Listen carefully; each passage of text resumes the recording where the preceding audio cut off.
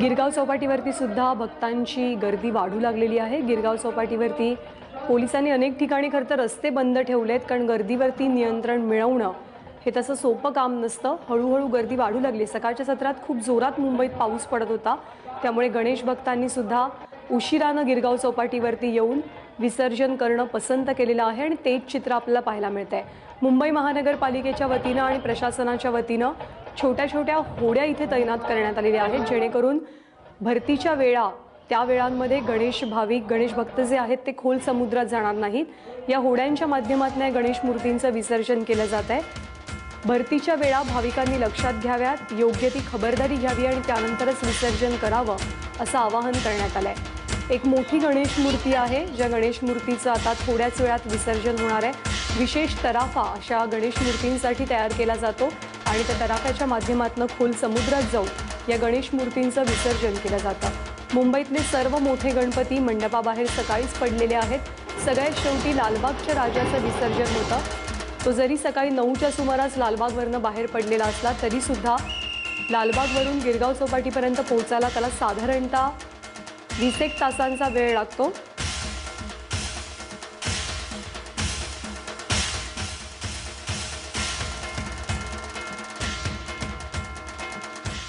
गिरगाव चौपाटीची सध्याची दृश्य आहेत। विशेष तराफा तयार करण्यात आलेला आहे मोठमोठ्या मूर्तींचं विसर्जन करण्यासाठी, आणि अशीच एक मोठी मूर्ती की जिचं विसर्जन करण्यासाठी आता तिला खोल समुद्रात नेलं जात आहे। जे गिरगाव चौपाटीच्या आसपास राहतात, आसपासच्या इमारतींमध्ये राहतात, ते सर्व भाविक सुद्धा काही तरुण मुली आहेत, त्या सुद्धा खिडकीत उभ्या राहून आनंद घेत आहेत या सर्व विसर्जन मिरवणुकीचा, गणेश विसर्जनाचा गिरगाव चौपाटीवरती।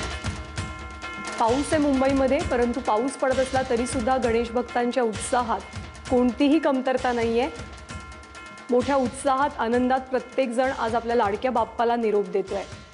छोट्या छोट्या गणेश मूर्तींसाठी होड्यांची सोय करण्यात आली आहे आणि मोठ्या गणेश मूर्तींसाठी विशेष तराफे तयार करण्यात आले आहेत।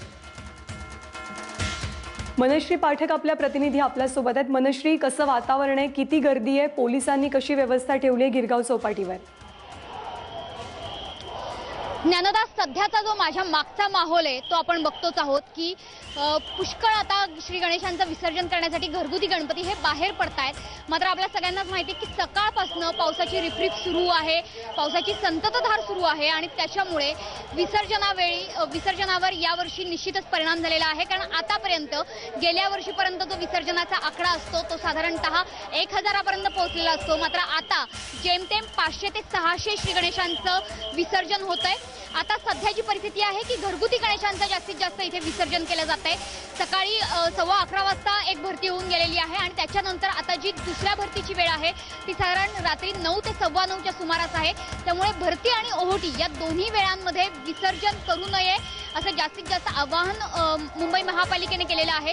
जर गिरगावच्या चौपाटीवरचं दृश्य आपण बघायचं ठरवलं तर लक्षात येईल की प्रचंड गर्दी आहे, मात्र ही गर्दी गेल्या वर्षीपेक्षा त्याच्या तुलनेत निश्चितच खूप कमी आहे। आपल्याला खरं तर फार मोठ्या प्रमाणात इथे मोठ्या गणपती मंडळांचे किंवा मोठ्या गणेश मूर्ती विसर्जित होताना दिसत नाहीये। मात्र सध्या